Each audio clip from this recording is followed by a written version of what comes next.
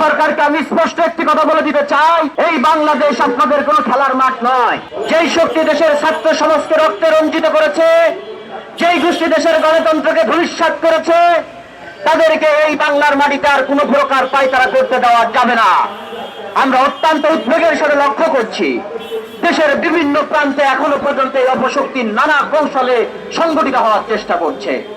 কিন্তু আপনাদেরকে মনে রাখতে হবে, যারা দেশের সম্পদ লুট করেছে, যারা তরুণ প্রজন্মের স্বপ্নকে ধ্বংস করেছে, যারা হাজার হাজার শত শত তরুণ প্রাণের লাশ নিয়ে নিয়েছে, তাদের বিচারে বাংলাদেশের মাটিতে নিশ্চিত করতে হবে ইনশাআল্লাহ। তাদেরকে কোনো প্রকার পুনর্বাসনের জায়গায় বাংলার মাটিতে হবে না। পাঞ্জাবের জগতে একটি বিশ্বস্ত নাম শাবাব এথনিক ওয়্যার। আমরা যদি আজকে সীমান্তর দিকে লক্ষ্য করি, তাহলে দেখতে পাই সীমান্তে অবৈধ পুশিং চলছে, যেটা কোনোভাবে মেনে নেওয়া যায় না। আমি বিজিবি সদস্যদেরকে ধন্যবাদ জানাতে চাই, তারা যেভাবে করে প্রতিহত করছে, সীমান্তের পবিত্রতা রক্ষায় তারা যেভাবে কাজ করে যাচ্ছে, আমরা তাদেরকে ধন্যবাদ জানাতে চাই। ভারত সরকারকে আমি স্পষ্ট একটি কথা বলে দিতে চাই, এই বাংলাদেশ আপনাদের কোনো খেলার মাঠ নয়, এটা আমাদের প্রিয় মাতৃভূমি।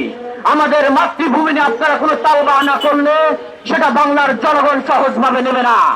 বাংলার জনগণ এখন কিন্তু আর অন্ধ নয়, বাংলার জনগণ এখন যথেষ্ট সচেতন। তাই বাংলাদেশকে নিয়ে কোনো তালবাহানা করবেন না।